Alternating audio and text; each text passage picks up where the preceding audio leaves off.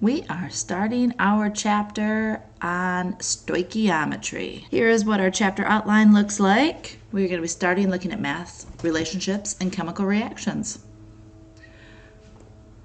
So the study of mass relationships and chemical reactions is called stoichiometry.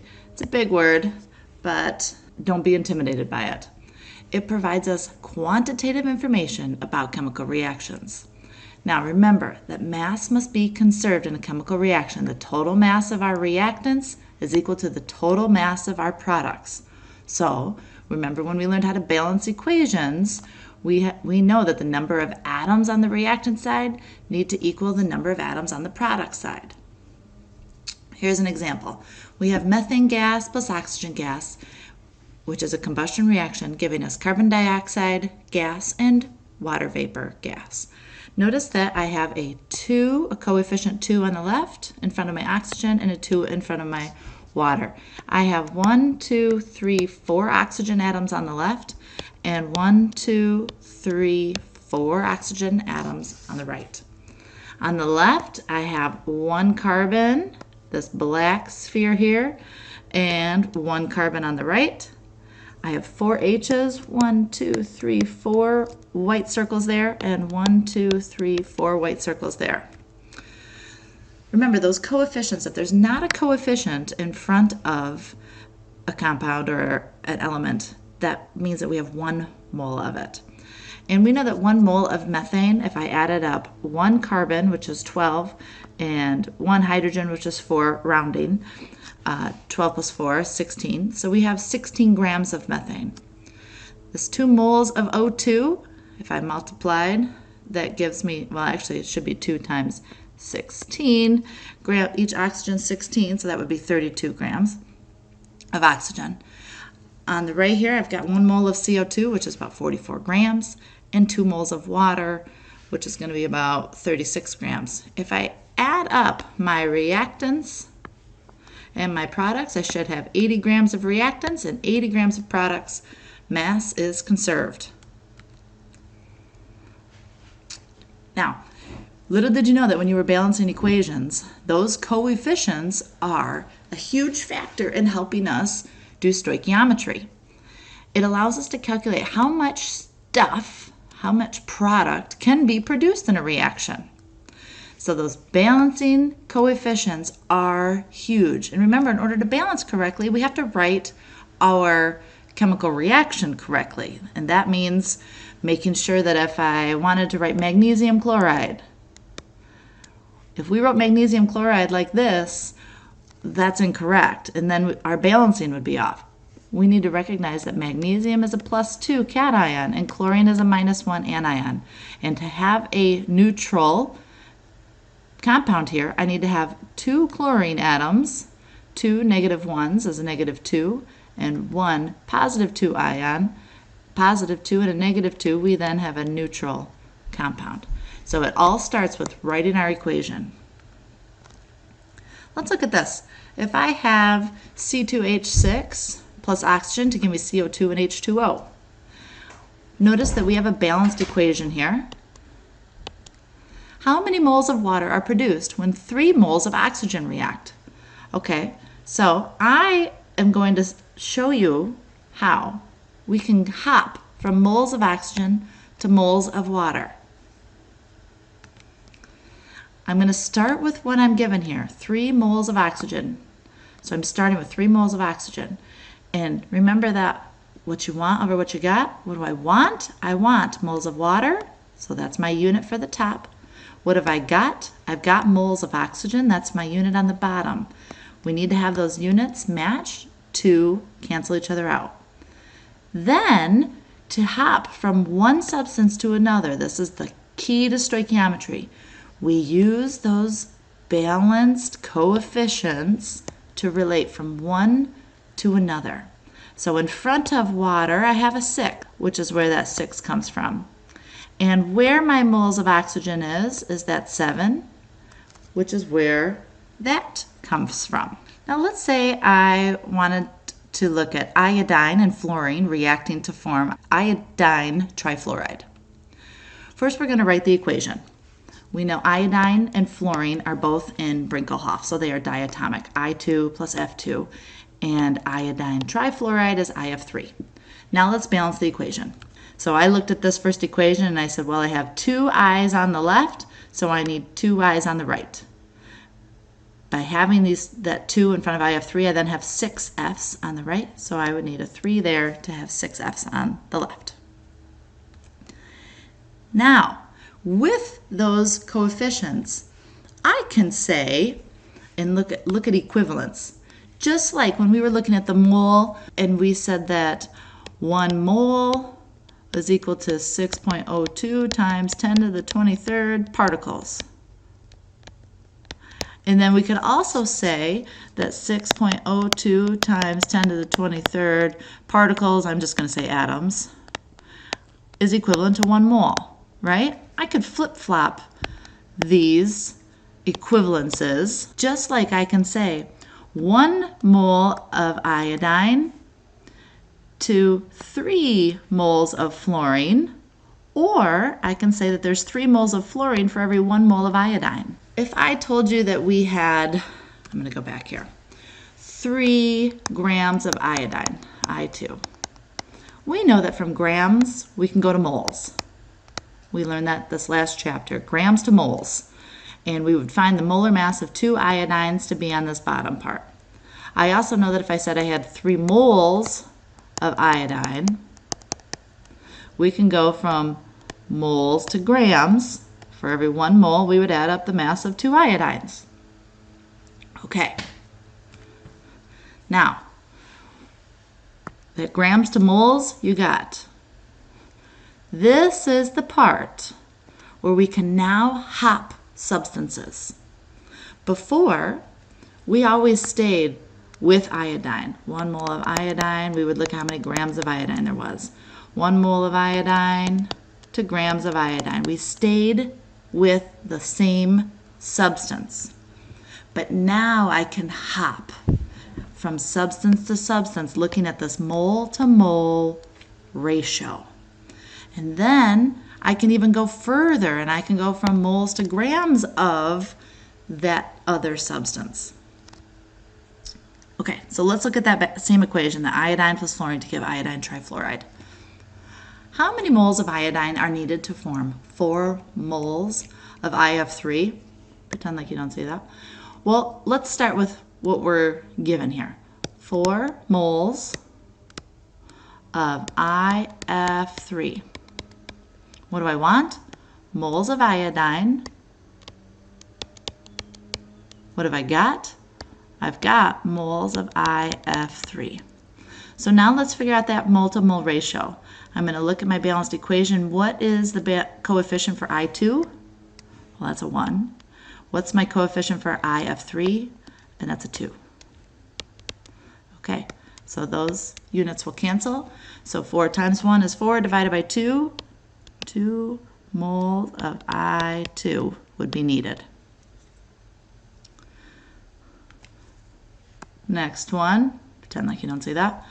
How many moles of F2 are needed to form 12 moles of IF3?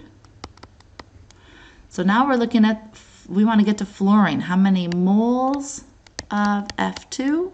And what have we got? Moles of IF3. So now let's look at the coefficient in front of F2. That's a 3. Coefficient in front of IF3 is a 2. Those will cancel. 12 times 3 divided by 2 should give me 18 moles of F2. All right, and next one. How many moles of I2 are needed to react with 1.5 moles of F2? So let's start with our 1.5 moles of F2. What do I want? Moles of I2. What have I got?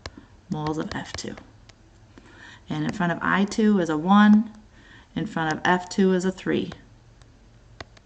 So 1.5 times 1 divided by 3, oops, that's an equals, should be 0.5 moles. And there you have it. You are doing stoichiometry. Stoichiometry is, again, hopping from one substance to another.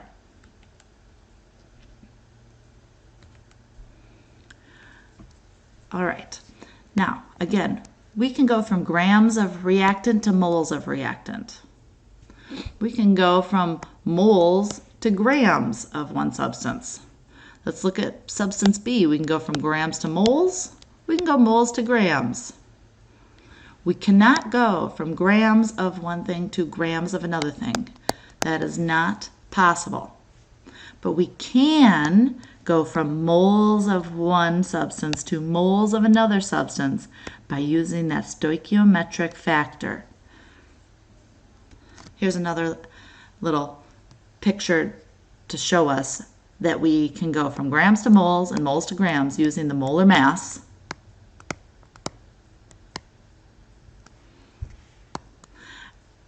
And then with a different substance, again, we can go grams to moles or moles to grams using molar mass.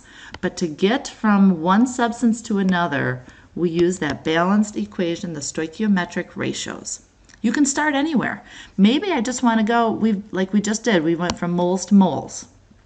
But maybe I start with grams of a reactant. I can go grams to moles of a reactant and moles to moles and stop right here. Or maybe I start with moles of A and want to know grams of B. We can make this path however you want. So what are our rules? First, we need to write a balanced equation. And then figure out how you're going to get to the end. It might not be a one-step process. It might be a two-step. It might be a three-step. If I were to look back here, if I started with grams of one substance, I need to get to moles, so that would be step one. And then I need to hop from moles of one to moles of the other. That would be step two. And then if I wanted grams of my substance I'm trying to get to, that would be step three. Okay, make sure that you label everything, all of your units. And then do your plug and chug. Let's look at this one. How many moles of ammonia, NH3, would be produced if 6 moles of H2 reacted with excess of N2? Okay, well, let's write our balanced equation for this reaction. All right, so we have H2 reacting with N2 to form NH3. Do I stop there? Am I balanced? No. I need to look and say, well, I have 2 H's on the left, 3 H's on the right. 2 N's on the left, 1 N on the right. Well, I'm going to start with the easy part and say, you know what? I need to have 2 N's on the right, 2 N's on the left, so my N's are good. That then gives me 6 H's, so I can put a 3 in front of my H2 and then have a balanced equation.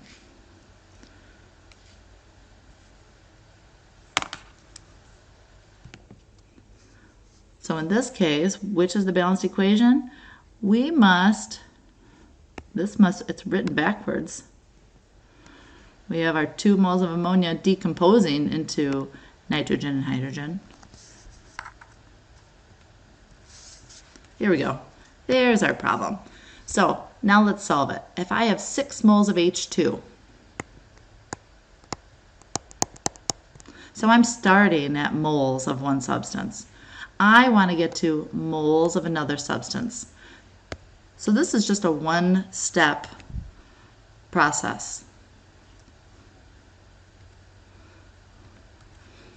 So I'm going to start with my 6 moles, and I'm just going to go, what have I got? I've got my moles of H2, right? We need to make sure that those units are matching diagonally. And what do I want? I want moles of NH3. Okay, so then I just need to say, well, how many moles of NH3 do we have? There's a 2. For how many moles of H2? 3. So 6 times 2 divided by 3 would give me 4 moles of ammonia. Let's take this another step. How many grams of nitrogen would be required to produce 2.75 moles of ammonia? Well, what are we going to do first? Well, let's figure out how we're going to get there. If I have moles of one substance and I want to get to grams of another substance, I got to go from Here, I got to go moles to moles, so that's step 1. And then moles to grams, so that would be step 2. Then we have to write our balanced equation, which we have our balanced equation, all right.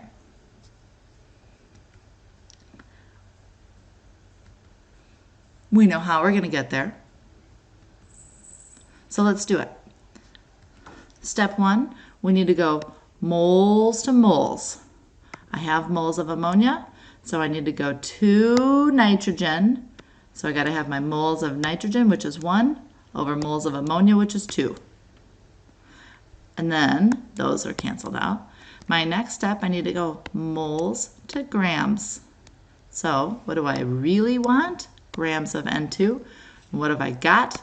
After these two canceled out, I've got moles of N2. And so we're just going to look at our periodic table. For 1 mole of N2, so 2 nitrogens added together is 28 grams. We multiply across and we divide going down. I started with 3 significant figures, so I'm going to end with 3 significant figures.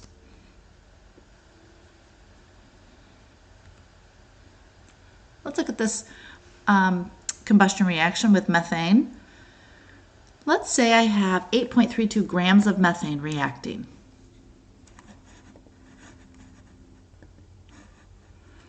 All right, we want to know how many grams of oxygen is used, how many grams of carbon dioxide is formed, and how many grams of H2O is formed.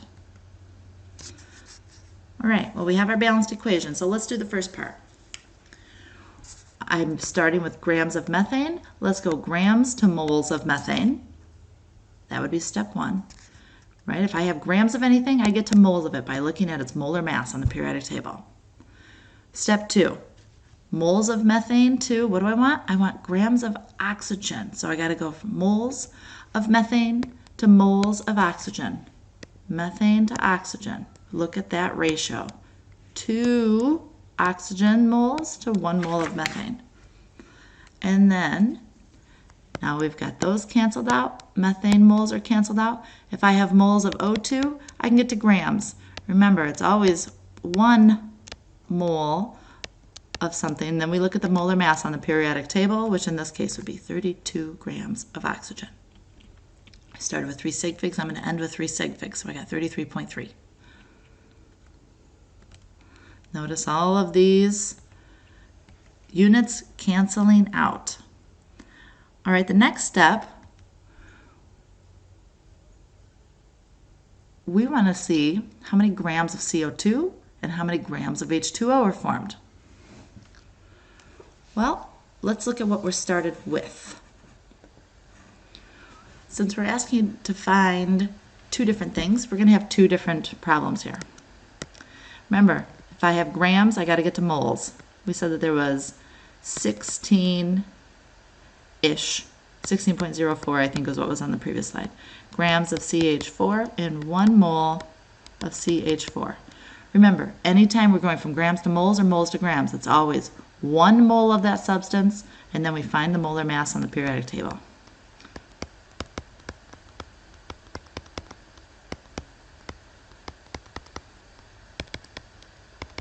Okay, let's go for this first one, grams of CO2. I'm at moles of CH4. Okay, so that means I gotta compare my mole of CH4 ratio to moles of CO2 ratio. In this bottom one, I have to compare my mole of CH4 to moles of H2O. And let's look at what those units were from the previous slide. All right, our CO2, carbon dioxide and methane was a 1-to-1 ratio. Water to methane was a 2-to-1 ratio. And then finally, our last step would be, let's make sure our units are good. Methanes are canceled out, moles of methanes are canceled out. So I gotta say 1 mole of CO2 and the molar mass of CO2, so that'd be 16, 16 is 32, 42, 44 grams of CO2. That would cancel that out. And on the bottom here, we know 1 mole of water, it's about 18 grams. And let's make sure our units are good. Grams of methane, good. Moles of methane, moles of water. We plug and chug and we'll get your answer. Here's some join-in problems. Take a minute and look through each one of these and then check your answers. There are 6 of these to go through.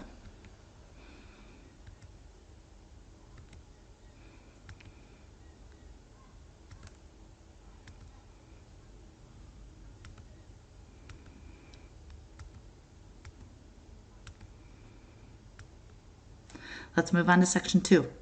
We're going to determine which reactant is a limiting reactant, or which one's in limited supply. And then we're going to be able to determine the yield of a product based on the limiting reactant. I have a quick video clip to show you. Now, here's a short clip from The Father of the Bride. It's a great movie if you haven't seen it. So enjoy, and then I'll explain further this limiting and excess reactants after the video. Nina said as long as I was escaping, would I mind escaping to the market and picking up something for dinner? Sure, that was all I needed. A busy supermarket. I needed to drive, mellow out, get my mind off the wedding. But mellowing out was not in the cards.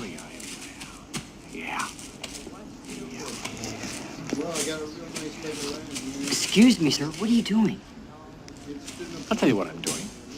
I want to buy 8 hot dogs and 8 hot dog buns to go with them. But no one sells 8 hot dog buns. They only sell 12 hot dog buns. So I end up paying for 4 buns I don't need. So I am removing the superfluous buns. I'm sorry, sir, but you're gonna have to pay for all 12 buns. They're not marked individually. Yeah. You want to know why? Because some big shot over at the Wiener Company got together with some big shot over at the Bun Company and decided to rip off the American public. Because they think the American public is a bunch of trusting nitwits who'll pay for things they don't need rather than make a stink.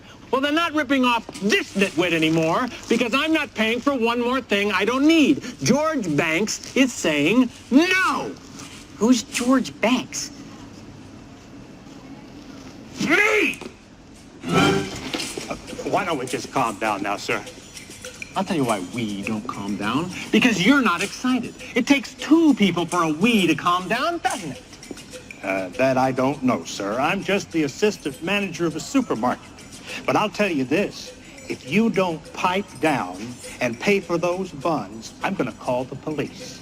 Oh, right. Yeah. Yeah, right.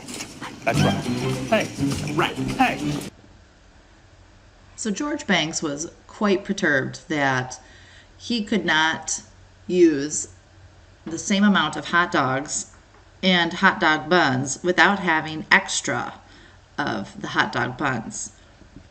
Similar to, let's say I had bread and cheese and I wanted to make a grilled cheese wonderful sandwich.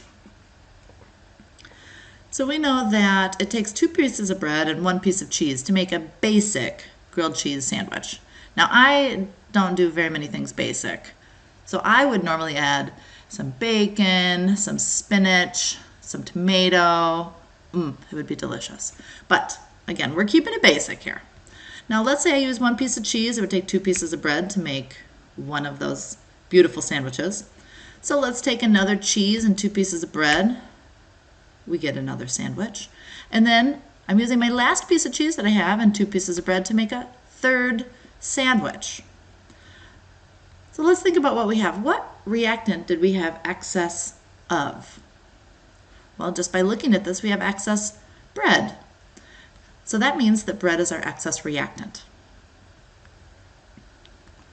What reactant did we run out of that limited the sandwich production? Well, that would be our cheese. I obviously can't make 4 grilled cheese sandwiches, even though I had 8 pieces of bread, because I did not have enough cheese, did I? So the cheese is therefore called our limiting reactant. So most reactions involve a limiting reactant. Very rarely is there the perfect amount of both reactants to fully get used up and create the product. So there's going to be insufficient amount of one reactant, and we can find that out via stoichiometry. Let's say you have 32 nuts and 28 bolts. Each set has 1 nut and 1 bolt. So how many sets can you make? Well, here's what we need to do. We need to look at each reactant, and we need to get to see how much product can form. So I would say, well, I have 32 nuts. I have 28 bolts. And we're going to look, and we see that it's 1 nut makes 1 set, 1 bolt makes 1 set. So 1 bolt to 1 set. 1 nut for 1 set. So in this case, I can make 32 sets. And in the second case, I can make 28 sets. So how many sets can you make? Can I make 32 or can I make 28? I only have enough bolts to make 28 sets. I'm going to have excess nuts left over.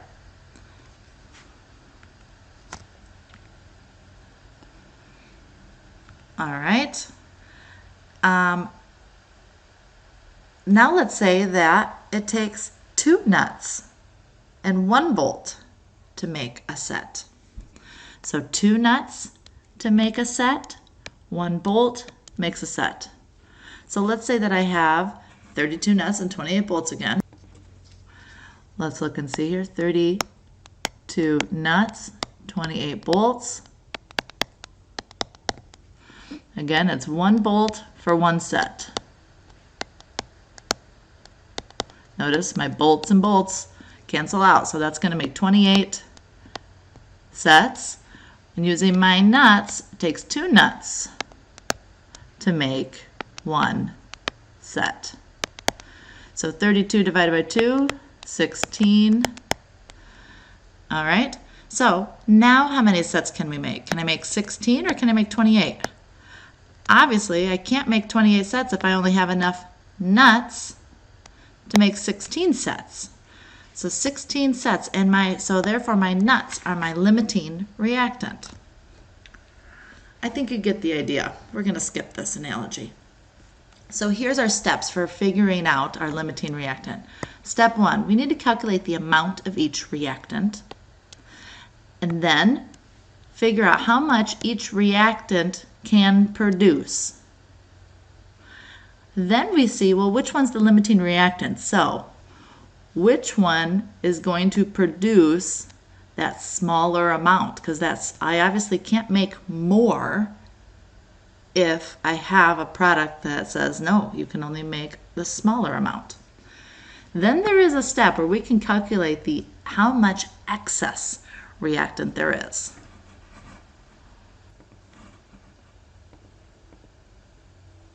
All right. We have nitrogen trihydride, which is ammonia, and oxygen combine to form nitrogen monoxide and water. First, let's write our problem. We have NH3 plus oxygen. Is it just O? No, we know that oxygen, when it's by itself, is always diatomic. Combine to form nitrogen monoxide, NO, and water. Okay, number 1, we wrote it. Number 2, we need to balance it. On the left, I have 1 N. On the right, I have 1 N. On the left, I have 3 H's. On the right, I have 2. So I need more H's. 3 and 2, my first common multiple is going to be 6. So I'm just going to do a 2 here and a 3 here. Let's see where that gets us. So 2 N's on the left. That means I need 2 N's on the right.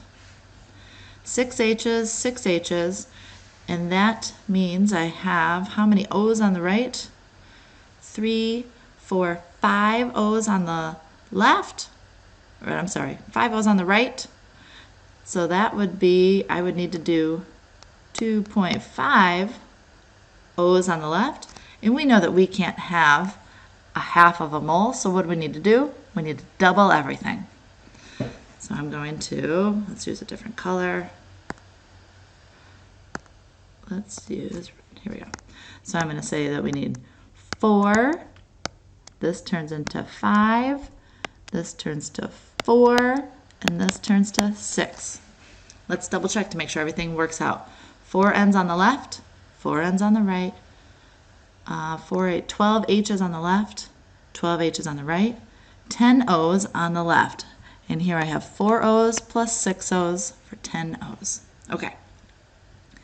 We're told if I have 750 grams of each reactant, how much NO is formed? Okay, so let's look at our next slide here. 750 grams of each reactant. So I'm starting with 750 grams of ammonia, 750 grams of oxygen. And we went both of those grams to moles. So we have the mass of each reactant to moles. Next, I need to go from moles to moles. Moles of ammonia to moles of NO. And up to you if you want to continue going, but I'm going to go down here to this bottom one. I went grams to moles of oxygen, moles to moles. So I'm going to say, well, there was 5 moles of oxygen for 4 moles of NO. Notice in both of these, we're going to moles of NO. And then finally, notice both of these have the same final piece because we want to get to the same end product. I want to know, with this much reactant, how much product is formed? With this much oxygen, how much product is formed? So we went grams to moles first, using the molar mass. Step 2, the mole to mole ratio. From NH3, using our balanced equation, to NO. From oxygen to NO. And then step 3, we had to go from moles to grams. So answer this. Can I make 1,320 grams of NO or can I make 563 grams of NO? Obviously, I only have enough oxygen to make 563 grams of nitrogen monoxide. So oxygen is our limiting reactant because the amount of oxygen available limits the amount of product. So 563 grams of product, and I rounded to 3 sig figs. Now, how do we find how much excess reactant there is? Well, since I'm limited by my oxygen, I start, this last piece, I start one more stoichiometry problem with all of my oxygen. Think back to that grilled cheese. If I want to figure out how much bread I had left over, I had 3 pieces of cheese. So I'm going to go back to that. 2 breads plus 1 cheese to make 1 grilled cheese. I'm going to say GC. We know we started with 3 pieces of cheese and we had 8 pieces of bread. Well, our cheese is our limiting reactant. So I'm going to start with my limiting reactant. So I'm going to say, okay, well, I had 3 cheese. How much bread did I use? Okay, well, let's compare our mole to mole ratio. So 1 cheese uses 2 breads. So 3 times 2 is 6 divided by 1. We know is 6 breads used. I started with 8. So now we just say, well, I had 8. I used 6. So there was 2 left over or in excess. So think about what we did. We started with how much of the limiting reactant. And we were told we started with 750 grams of oxygen. Okay, grams, we know we always got to get to moles. Then we have to hop over from mole to mole to the other reactant. So just like my grilled cheese to bread, I went from one reactant to the other. So this was my one reactant to my other reactant. And then finally moles to grams. And when I do that, I found that to use up all of my oxygen, it would require 319 grams of ammonia. Now, we were told we started with 750 grams of ammonia. To use up all of my oxygen, it only takes 319 grams of ammonia. So now all we have to do is subtract it.